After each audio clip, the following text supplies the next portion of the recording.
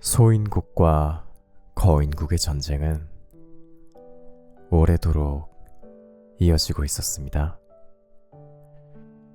달력이 몇 번을 넘겼는지조차 헤아릴 수 없을 만큼 그들 사이에는 피보다 깊은 증오가 흐르고 있었습니다. 누가 먼저였는지는 중요하지 않았죠.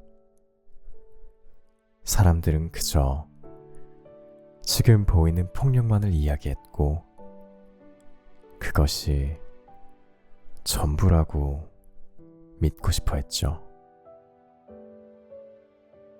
그리고 이제 막 전쟁터로 향하는 소년 루카가 있었습니다. 나이는 고작 16. 루카의 부모님은 모두 기사였고 평화를 지키기 위해 싸웠지만 결국은 거인의 손에 쓰러졌습니다. 장례식은 조용했지만 그날의 기억은 오히려 시끄러웠습니다. 거인에게 죽었다더라는 주변 사람들의 말이 루카의 머릿속에서 끊임없이 되뇌어졌기 때문이죠. 루카는 부모님이 남긴 낡은 검을 등에 메었습니다. 그 무게는 아직 익숙하지 않았지만 그보다 무거운 감정을 이미 지고 있었죠. 부모의 목까지 싸우고 이 전쟁을 끝내겠다는 마음을요. 그리고 그날부터 루카는 더 이상 아이로 불리지 않았습니다. 전쟁터에 발을 들인 첫날, 루카는 싸움이라는 것이 이토록 조용하고 무서운 것인 줄 몰랐습니다.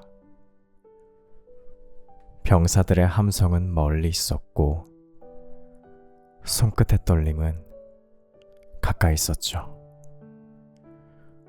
검은 손에 쥐었지만 마음은 아직 어디에 두어야 할지 몰랐습니다. 루카는 처음으로 눈앞에서 거인을 마주했습니다. 숨이 멎고 머릿속이 하얘졌습니다. 거인은 철퇴를 들고 있었지만 온몸을 약하게 떨고 있었습니다. 눈빛은 두려움에 젖어 있었고 그 역시 전쟁이 처음인 듯 보였죠. 루카는 검을 강하게 쥐고 비명과도 같은 소리를 지르며 달려나갔습니다. 움직임은 떨고 있는 거인보다 빨랐고 이내 거인의 다리를 베르는 순간 루카의 몸이 얼어버렸습니다.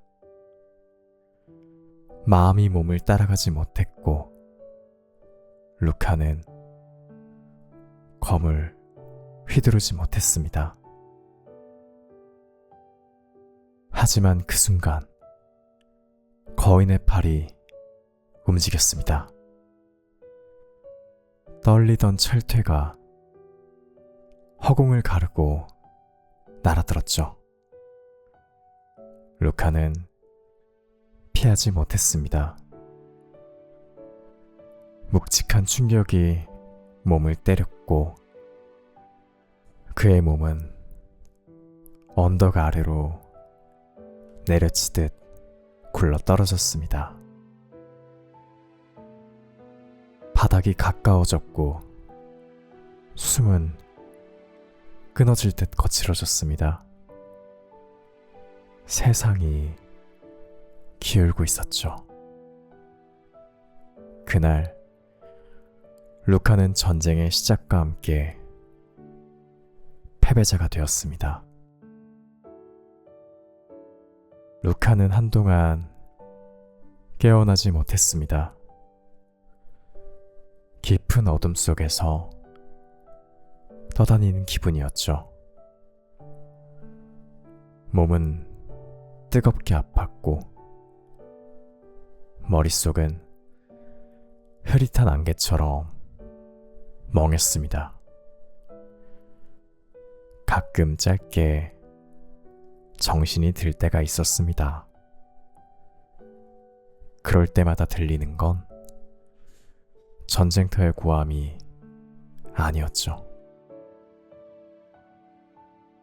절구로 무언가를 빻는 둔한 소리, 작은 화로에서 끓는 물소리,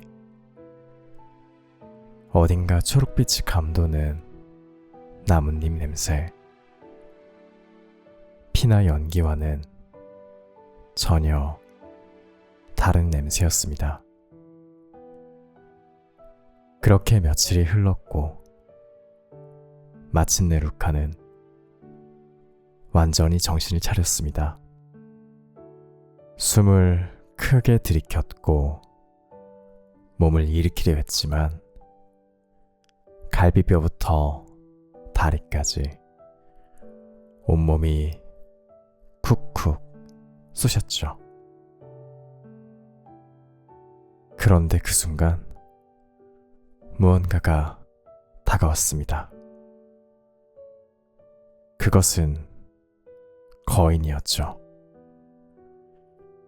커다란 그림자가 천천히 몸 앞으로 다가왔고 루카는 본능적으로 몸을 움찔했습니다. 비켜! 가까이 오지 마! 숨이 섞인 거친 목소리가 나왔습니다. 하지만 거인은 아무 말도 하지 않았죠. 그는 조용히 약을 덜어낸 천을 들고 루카의 팔을 살펴볼 뿐이었습니다. 부드럽고 조심스러운 손길이었죠. 루카는 이를 악물며 애써 공포심을 숨기고 말했습니다.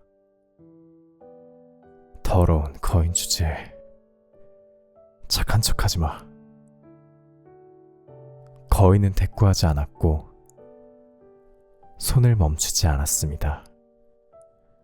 그리고 다친 팔을 붕대로 다시 감아줄 뿐이었죠. 그 모습은 루카를 더욱 분노케 했습니다. 우리 부모님은 거인한테 죽었어. 지금도 마을은 불타고 있다고. 다 똑같아. 너희는 괴물들이야. 거인은 조용히 일어나 탁자 앞으로 갔습니다. 그리고 아무 말 없이 절구를 잡았습니다. 둥, 둥. 약초가 빠지는 소리. 등을 돌린 채 다시 약을 만들고 있었죠. 루카는 계속 말했습니다. 거인들은 말도 못하는 건가? 역시 폭력밖에 모르는 야만적인 종족들이군. 그러나 등 너머의 거인은 조용했고 계속해서 약을 빻을 뿐이었습니다. 그 방 안엔 말도 없고 숨소리와 절구소리만 가득했습니다. 그리고 그 모든 침묵 속에서 루카의 마음이 조금씩 흔들리기 시작했죠. 밤이었습니다. 모닥불은 거의 꺼져가고 있었고 작은 방 안은 풀량보다 더 짙은 정적이 머물고 있었죠. 루카는 천천히 눈을 떴습니다. 이번엔 고통도 덜했고 팔도 조금은 움직일 수 있었죠. 몸을 일으키자 옆에 놓인 검이 눈에 들어왔습니다. 불편한 용기가 가슴속에서 일어났고 루카는 검을 쥐고 조심스럽게 몸을 일으켰습니다. 거인은 등을 돌린 채 방 안 구석 불 꺼진 어둠 속에서 조용히 누워 있었습니다. 다리는 여전히 휘청거렸고 심장은 금방이라도 터질 때 뛰고 있었지만 루카는 멈추지 않았습니다. 한 걸음, 또 한 걸음.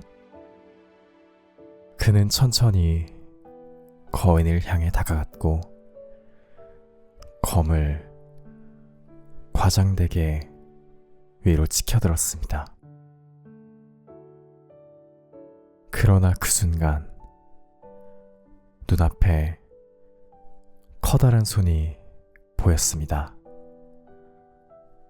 며칠 동안 상처를 씻기고 붕대를 감아주었던 투박하지만 따스했던 그 손이었습니다. 부모를 앗아간 거인에 대한 증오와 마주하기 두려운 감정이 지금 루카의 손끝에서 치열하게 충돌하고 있었죠. 처음 전장에서처럼 이번에도 마음은 검보다 느렸습니다. 그 순간 거인의 등 너머에서 작은 목소리가 들려왔습니다. 마지막으로 건강한 모습을 봐서 다행이군. 놀랄 만큼 조용했고 놀랄 만큼 따뜻한 목소리였습니다. 루카는 숨을 멈추었습니다. 손에 쥔 검이 천천히 떨렸고 심장 아래 깊은 어딘가에서 차오른 무언가가 눈으로 흘러내렸습니다. 그는 더 이상 검을 들고 있을 수 없었고 그 자리에서 무너졌습니다. 밤은 무사히 지나갔지만 루카는 잠들지 못했습니다. 손끝에 남은 떨림, 가슴속에 남은 울림,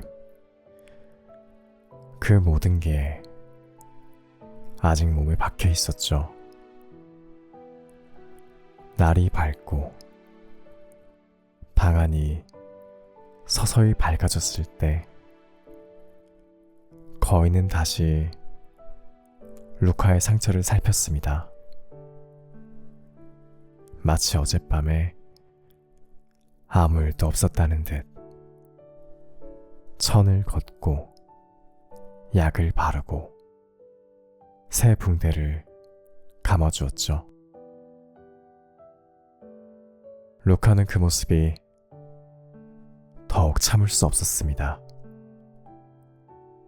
또 한 번 실컷 욕이라도 해주려고 입을 열었습니다만 현은 명령을 거부했죠. 왜 날 살린 거야? 거인은 잠시 손을 멈추고 천천히 눈을 마주보았습니다. 그리고 짧게 말했습니다. 전쟁이 끝나기를 바랐으니까. 뜻밖의 말에 루카는 밤새 생각해둔 말들을 잊어버렸습니다. 결국 전에 했던 말을 그저 변명처럼 중얼거릴 뿐이었죠. 우리 부모님은 너희 때문에 죽었어. 거인은 고개를 숙이고 대답했죠. 나는 그곳에 있지 않았다. 루카가 대받아쳤습니다. 그래도 너는 거인국에서 태어났잖아. 우리에게서 빼앗은 것들을 먹으며 그 몸을 키운 거잖아.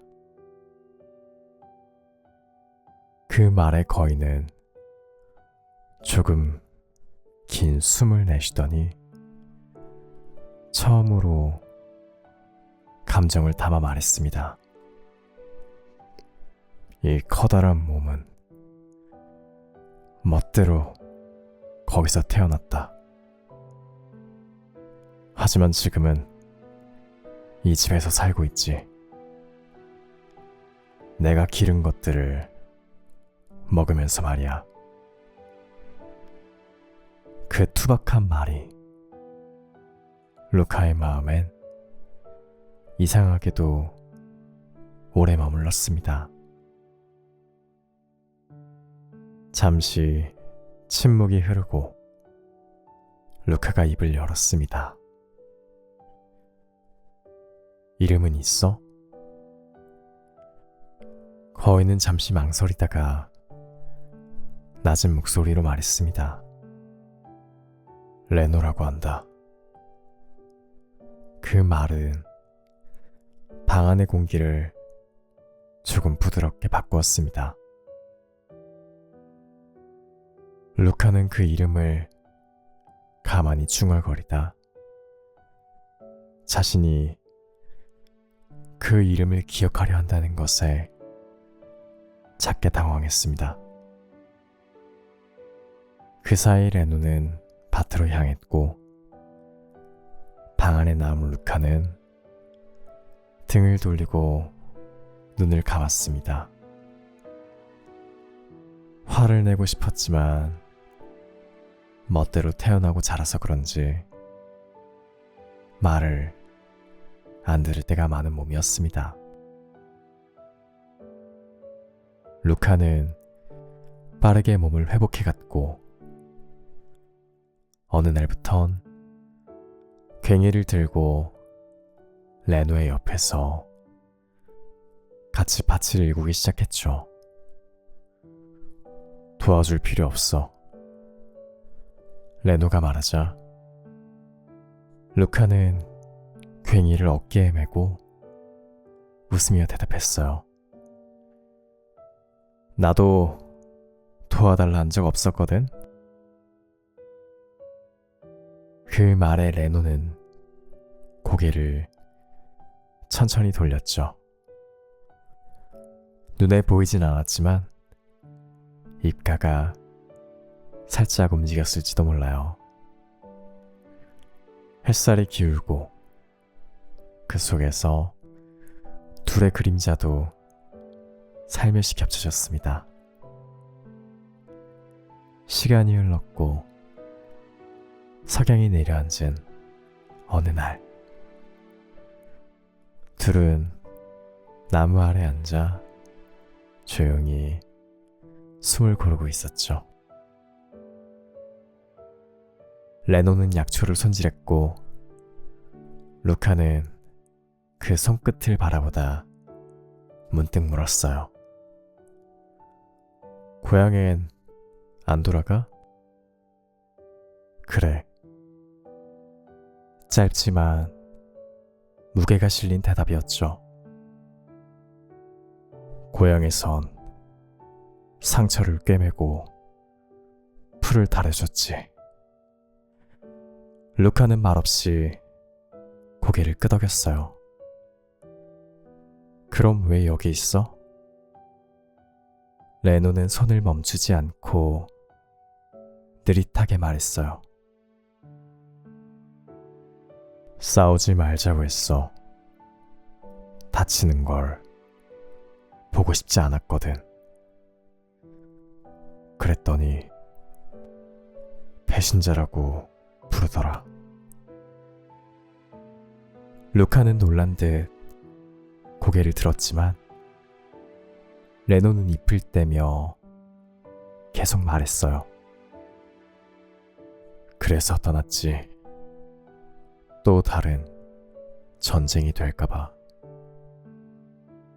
그늘날에 바람이 잎을 흔들었고 말들은 멎었어요. 계절이 지나고 보리가 누렇게 익어갈 무렵 레노는 고향으로 돌아가는 루카를 위해 특별한 빵을 구웠어요.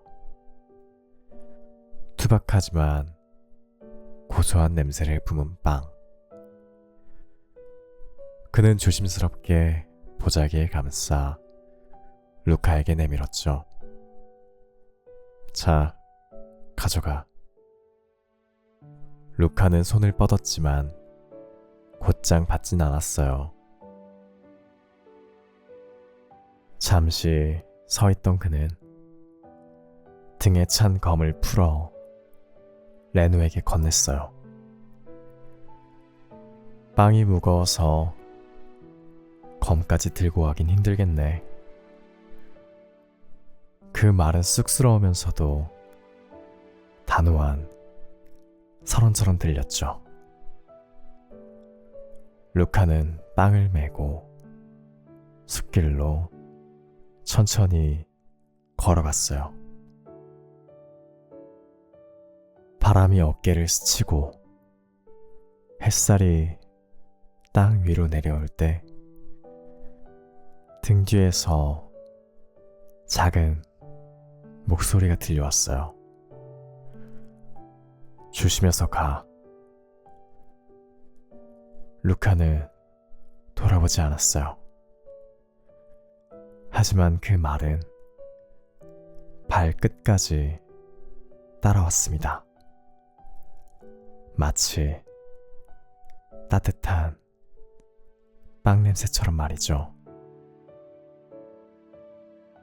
루카가 마을로 돌아왔을 때 사람들은 믿을 수 없다는 얼굴로 그를 바라보았습니다.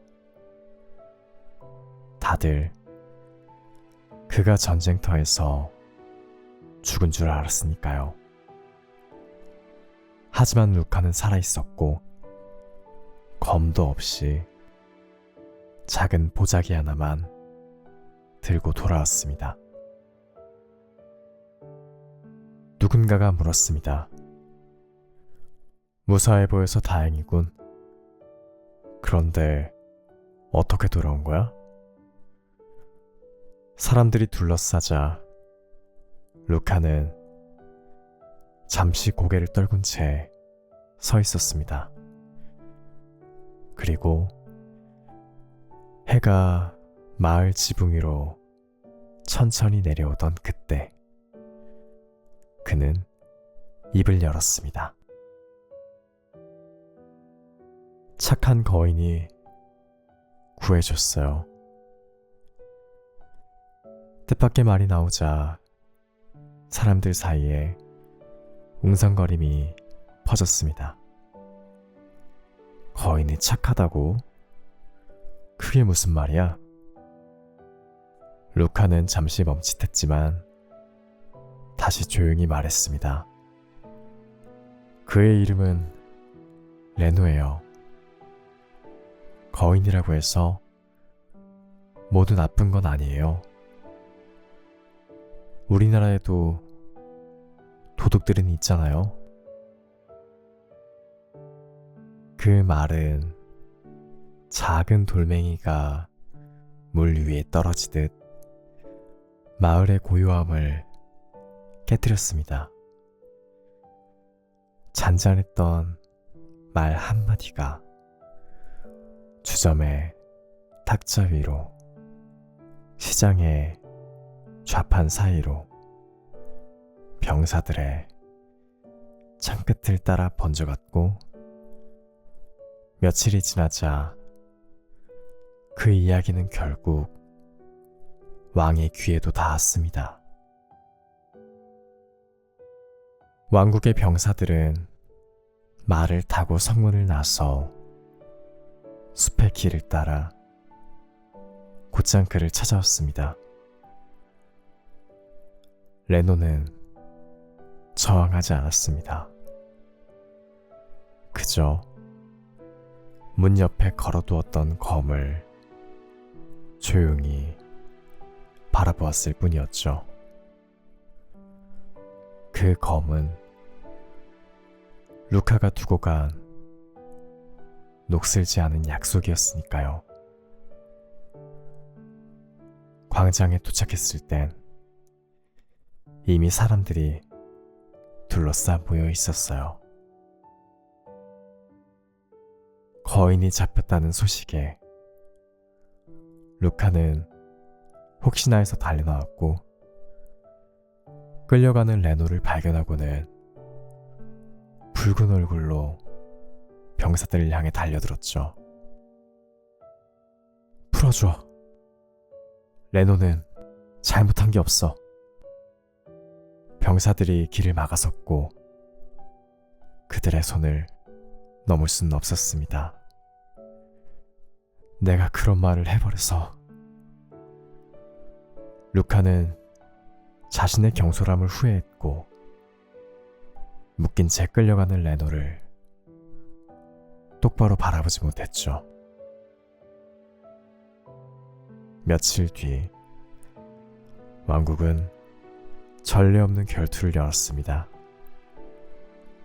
결투장 한가운데 레노는 두 손이 묶인 채 끌려 나왔죠. 채찍의 상처로 덮인 몸은 누가 보기에도 싸움이 무리라는 걸 말해주었습니다. 군중들은 심판하라 외쳐댔고 그 소리는 좀처럼 멈추지 않았습니다. 그리고 그 앞에 왕자가 번쩍이는 검을 들고 등장했죠. 그의 새하얀 갑옷엔 찬란한 문장이 빛나고 있었고 악을 심판한다는 정의감에 취해 있었습니다. 싸움은 일방적으로 기울었습니다. 레노는 반격하지 않았고 검을 맞으면서도 그저 가만히 서 있었어요. 그리고 이내 왕자의 검이 레노의 머리를 향해 높게 들어올려진 그 순간, 관객석에서 한 사람이 뛰어내려 그 칼을 막아섰습니다. 루카였습니다. 손에는 말을 타고 레노의 집에서 가져온 부모님의 검이 들려 있었죠. 사람들은 술렁였고 레노는 힘겹게 말했어요. 아이와 어른의 싸움에서 어른을 응원하는 바보는 없다. 루카는 막고 있는 검에 더욱 힘을 주며 말했죠. 그래서 지금 꼬마를 괴롭히는 못된 어른을 혼내주고 있잖아. 말끝과 함께 두 사람의 싸움이 시작되었어요. 하지만 실력은 확연히 달랐습니다. 루카의 검은 가벼웠고 왕자의 검은 정교했죠. 얼굴이 다쳐가며 끝까지 버티던 루카의 눈앞으로 왕자의 칼끝이 내리쳐졌어요. 그 순간 철컥 무언가가 그 칼을 멈췄습니다. 레노였어요. 맨손으로 왕자의 검을 붙잡고 있었죠. 왕자의 얼굴은 공포로 굳어 있었고 레노는 그 칼을 결투장 밖으로 힘껏 던졌습니다. 그리고 피투성이가 된 루카를 안고 결투장의 철문을 밀어 부쉈습니다. 뒤따라오는 병사도 웅성 있는 군중도 모두 뒤로 남기고 햇빛이 얇게 깔린 먼지 속 기묘한 거인과 앳된 소년이 나란히 결투장을 떠났습니다. 비가 내리던 어느 날, 낯선 두 사람의 발걸음이 숲길을 헤매고 있었습니다. 작은 마차를 끌던 상인과 그의 어린 딸은 길을 잘못 들고 말았죠. 그러다 빗속에서 발견한 오두막, 그 문을 두드리자 루카가 나와 웃으며 말했어요. 아이도 있는데 비를 맞으면 안 되죠. 안에 들어와서 좀 쉬었다 가세요. 부녀는 감사를 전하고 집 안에 들어갔죠. 따뜻한 불빛 아래 상인은 조심스레 말했어요. 여기 혼자 사시는 건 아니죠? 집에 물건이 두 사람뿐이라는 걸 상인은 금세 눈치챘고 루카는 고개를 끄덕였죠. 곧 집 안에서 거인이 조용히 모습을 드러냈습니다. 상인은 놀라 굳었지만 딸아이는 조심스레 다가가 작게 인사를 건넸어요. 안녕하세요, 아저씨. 식탁에 둘러앉은 네 사람은 따뜻한 식사를 나눴습니다. 감자 수프와 고소한 빵, 오래 보관한 차 한 잔까지 작은 만찬이 차려졌죠. 딸아이는 수저를 내려놓고 고개를 갸웃하며 물었습니다. 왜 오빠랑 거인 아저씨는 같이 살아요? 잠시 조용한 정적이 흐르고 루카가 천천히 입을 열었습니다. 우린 전쟁 중이야. 딸아이는 고개를 기울였죠. 세상이 전쟁하는 동안 우린 친하게 지내는 걸로 그 전쟁과 싸우고 있는 거지. 아이는 그렇구나 하고 웃으면서 레노에게 빨간 사과를 건넸습니다. 레노는 눈을 감고 고개를 숙였죠. 상인의 얼굴에도 조용한 미소가 떠올랐습니다. 식사를 마치고 그들은 밖으로 나왔습니다. 그새 비는 멎었고 맑은 하늘 위로 무지개가 걸려 있었죠. 네 사람은 나란히 서서 그 무지개를 바라보았습니다. 그 순간만큼은 세상 어디에도 전쟁이란 말이 들리지 않았죠. 햇빛에 반사된 물방울 사이로 거인의 어깨에 손을 얹은 소년과 그 곁에 선 낯선 상인, 그리고 아버지 손을 꼭 잡은 딸아이. 저 멀리 무지개 너머로 퍼져가는 잔잔한 빛 속에서 네 사람은 그렇게 조용한 오후를 함께 맞이했습니다.